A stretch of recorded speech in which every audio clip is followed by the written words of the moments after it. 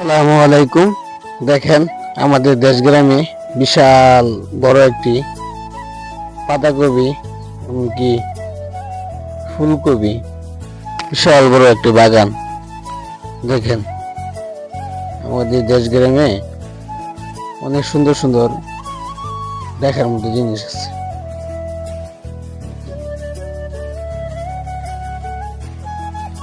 এলো পাতাকপি,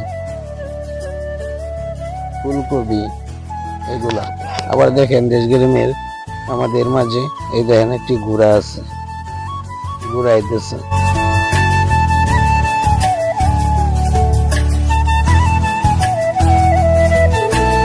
ঘোড়ার গাড়ি অনেক আঞ্চলিক একটি সুন্দর একটি জিনিস।